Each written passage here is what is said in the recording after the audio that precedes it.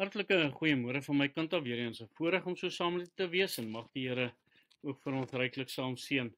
Nou nog 'n paar interessante feite oor flaminke is hulle neste word dan van modder gemaak en in daai moddernesie, dit lyk amper soos 'n berg wat 'n vulkaan het en daar's net genoeg spasie basies vir een eier.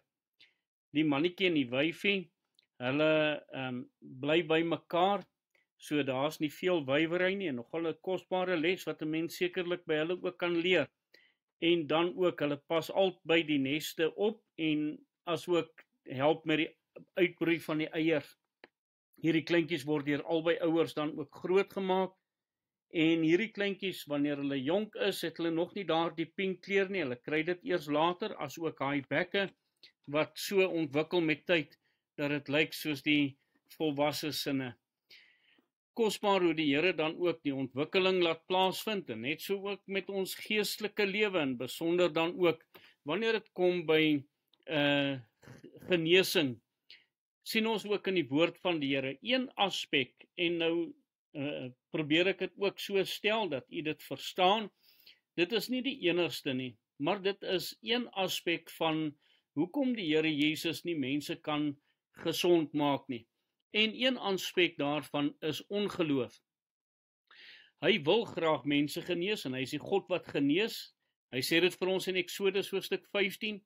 So ons moet dit ook baie duidelik verstaan dat God mense wil genees, maar daar sekere redes en een van daardie redes dan wat ek vanoggend oor wil praat is juis die ongeloof wat God verhinder om mense te kan genees. Matteus 13 vers 58 dui daarop en hy het daarvan wie hulle ongeloof nie baie kragtige dade gedoen nie. Die Here Jesus Christus wat so van dorp tot dorp beweeg het en in die dorp het hy mense gesond gemaak en genees en hy het op 'n stadium wat hy dan by 'n plek gekom het waar hy dit nie kon gedoen het nie en hy sê ook die rede daarvoor, van wie hulle ongeloof kon hy nie hierdie kragtige dade doen nie. Markus 6 vers 5 brei meer daaroor uit as hy sê, en hy kon daar geen krag doen nie, behalwe dat hy 'n paar siekes die hande opgelê en hulle gesond gemaak het.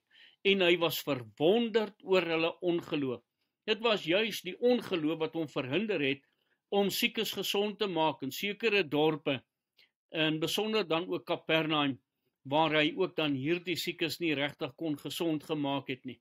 Hierdie mense het ongeloof getoon in die Here Jesus Christus in sy werk en die krag wat hy ook dan openbaar het. Alhoewel hy op ander plekke mense genees het, was dit hierso as gevolg van ongeloof dat mense nie kon genees word nie. Slegs 'n paar mense. Matteus 8 vers 9 sê ook, want ek is ook 'n man onder gesag en ek het soldate onder my.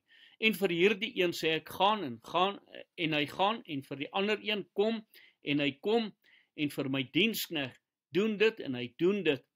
Toe Jesus dit hoor, het hy hom verwonder en aan sy volgelinge gesê, voorwaar ek sê vir julle, selfs in Israel het ek so groot geloof nie gevind nie. Hier was 'n man wat in 'n leiersposisie was en een van sy soldate wat onder hom was, vir wie hy baie lief was en 'n man wat ook ernstig was in diens, het siek geword en hierdie man kom na die Here Jesus toe en hy sê, ek is dit nie waardig dat u onder my dak kom nie.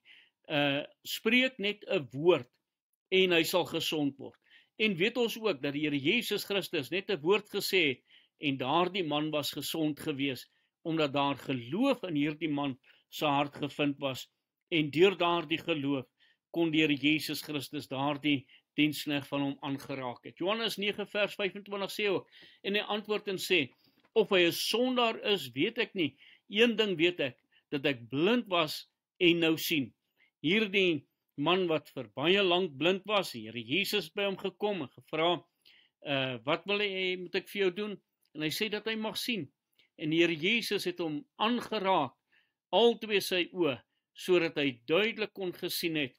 En nou sê die woord van die Here, nadat hierdie fariseërs ook by hom gekom het, en vir hom gevra het, maar hoe is dit dan? En hierdie man antwoord en sê vir hulle, hierin is tog iets wonderliks, dat julle nie weet van waar hy is, en hy het my oë geopen, en ons weet dat God nie sondaars verhoor nie. Maar as iemand godvreesend is en sy wil doen, die verhoor hy. Om in die regte verhouding met die Here te wees, geloof in jou hart hê, kan tot die uitwerking wees dat daar genesing in daardie liggaam dan ook plaasvind. Mag die Here ook geloof by ons vind. Kom ons bid saam. Dankie Here dat U ook deur geloof ook werk en dat U ook mense kan genees en gesond maak. Ons eer U daarvoor. Amen.